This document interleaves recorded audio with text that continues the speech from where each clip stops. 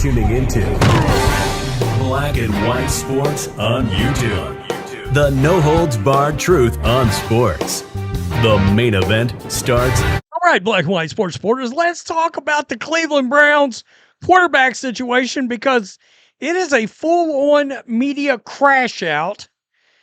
You got reports coming out. Jeremy Fowler, NFL insider for ESPN, coming out and saying, Deshaun Watson. I've heard Albert Breer, another high-profile NFL insider, saying, Deshaun Watson. It looks more and more like Watson is getting this job. And boy, a lot of media crash outs. By the way, I do watch the Tony Rizzo show, and it was back this morning. Rizzo was out with a health condition.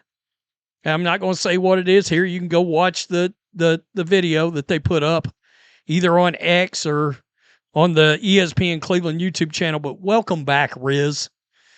Godspeed on recovery, man. But I'm entertained by the show, and it's good to see him back. So, guys, it's looking more and more. And guys, you know, I'm rooting for Shedeur Sanders. I don't want to see late night sneaky Uncle Bill Cosby in a Ford jersey playing NFL ball. I don't. All right. I would rather watch Dylan Gabriel play. Let me rephrase. I'd rather watch any other quarterback in the National Football League try to play football than Deshaun Watson. I don't even want to see him in the CFL, the UFL. I don't want him coming across my screen. Now, a lot of Browns fans may not like that. Sorry. I don't like scumbags. I don't. I mean, look, Shedeur's a lot of things. He's arrogant. He's cocky. I get it. I wish he wasn't that way as much as he is. Because I don't think NFL teams get down with that as an NFL quarterback. But the one thing you can say about Shedeur that he's not a scumbag. I mean, let's be real. He hadn't been in any trouble. He's not trying to get a reach around during a massage. I mean, let's just, as my boy Ben Daniel would say, let's call a spade here. Let's keep it real. But Deshaun Watson is winning this job. And the crash out in Cleveland is going to be something else. It's already starting. Deshaun Watson takes big step towards stealing Shedeur Sanders' QB1 role. I will contend. You guys have heard me say it over and over. The Browns want to see something for their investment they made in Deshaun. They feel like there is some kind of redemption story here for all the assets they traded. And what they don't understand is, let's say Deshaun goes out, has a Pro Bowl season. Those 28 touchdowns, 7 picks, 4,000 yards. You giving that dude, let's say on the low end, you giving that dude 3 years, $100 million? That guy? Is that what you're doing? Okay. I still say I believe Todd Monken got this job because he convinced Jimmy Haslam that he could make Deshaun Watson into a real starting quarterback again. And you know what? I think he can, to be honest. I think there's a chance that he made Lamar Jackson look as good as he did. Guys, there was a time when Deshaun Watson was filthy on a football field. I think we forget that. Jeremy Fowler of ESPN spoke about the situation on SportsCenter, citing Watson's relationship with new head coach Todd Monken, as well as the quarterback's fit in the new system Monken is bringing over from his time as OC with the Ravens. I'm told he hit it off with Todd Monken, who's got an offensive concept, some elements that Watson has run in the past and been his best at. It's a wrap. A little departure from what they were running with Kevin Stefanski. Yikes. If they're running Houston Texans concepts, Bill O'Brien concepts, Watson owned that shit. He did. And look, I don't know how Stefanski's going to do, but it is kind of confusing as to why. The one thing I love about what I've heard from Monken is he looks at the quarterback in front of him and he molds the offense to the skill set that the quarterback has. That, to me, is the best offensive coordinators in the league. Not the one where you take a quarterback and just try to shove him in, and it's like hell or high water in my system. Well, why'd you sign him if you were going to do something like that? But they are trying to get something back for the worst trade of all time. The worst trade. Fowler went on to discuss the possibility of Cleveland salvaging the catastrophic trade for Watson 4 years ago, which sent 3 first-round picks, 3 mid-round picks to the Texans. Wow.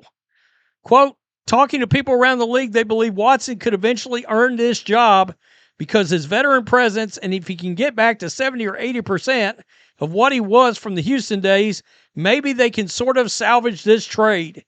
Get 1 productive year out of him. Yeesh. So, 92.3 The Fan, right here. I don't know what to do with this because we haven't seen Deshaun play in so long. Nobody can tell you what he is or what he's going to be. And how am I supposed to cap this if it's just going to be a bunch of Jeremy Fowler reports the entire time? It feels like if Todd Monken gets his way, and Todd Monken has said, it'd be great if we could get the quarterback lined up before training camp, right? It feels like there's going to be a big, hey, just trust us with this vibe going on. Yeah. And I'm into Monken the Maximizer with love and respect to Todd. This goes back to, well, you clean slate it. No, there's no clean slate here. No, with love and respect, I will trust you as much as I can on most parts of this.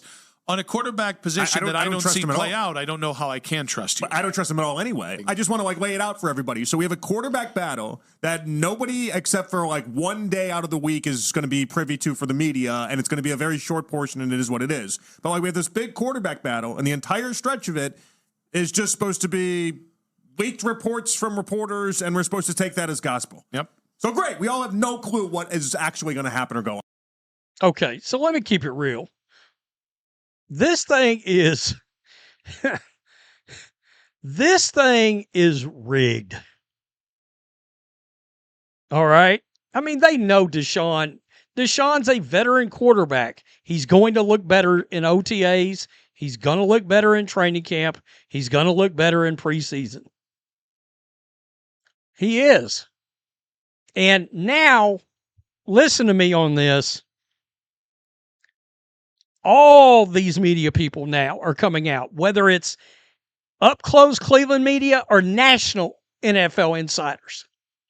They're all telling you, they're all preparing you. Why are they doing that? Because they've heard it from the organization. They've heard it from the organization. This started coming out right after Monken got hired, that Watson was going to get a real shot. They're trying to soften everybody up for Deshaun Watson's our quarterback. OTAs are about to start. Well, we're going to know a lot. Rizzo. In New Orleans, they're developing Tyler Shuck. In New York, they're developing Jackson Dart. They're putting all their resources around their quarterback. Here, my guy is like an intern. You know what? It's the coach's job to go with the guy he thinks gives him the best chance to win. The one thing I have faith in Monkman. I have faith in Monkman that he'll do that. Yeah. And he's not playing favorites. I'm just saying, a guy that's a 10-year vet who was a 3-time Pro Bowler has a big advantage over a kid who they treated like an intern last year. That's all. And it's okay. We're not going to – and by the way, who is the guy, Chris? I feel really – I am going to be floored if Shedeur doesn't get traded. That's kind of what I'm starting to think. because if you're going to start Watson, the blowback from the Shedeur fans is going to be gargantuan on a first-time head coach in his first year. I mean, we all saw the blowback on Mary Kay Cabot, who was clearly sending a message straight from the organization. So, yeah. I mean, we went a while back, we went through teams that might have an interest. I don't know. I don't. Not to be a starter anyway. I wouldn't know where he would go, to be honest with you. You know? I've still said Dallas because of the relationship with Dion. And now you got Dion coming in. And look, Monken said he'll talk to Dion. He's respectful, blah, blah. Of course he is. He's a Pro Football Hall of Famer. That itself will get somebody a sit down with the head coach. You know, I mean, that's going to happen. Not a great look, again. But tell me what you think. Hit the subscribe button. This is going to be so interesting. But there are too many different people that are unrelated all saying the same thing. Where are they getting it from? Dollars to donuts. It's Jimmy Haslam talking to these media people on the cool. It's not the janitorial guy that's talking to NFL insiders. Peace. I'm out. Till next time. Thanks for watching the show. Be sure to like, comment, and subscribe. Be sure to tune in next time on Black and White Sports.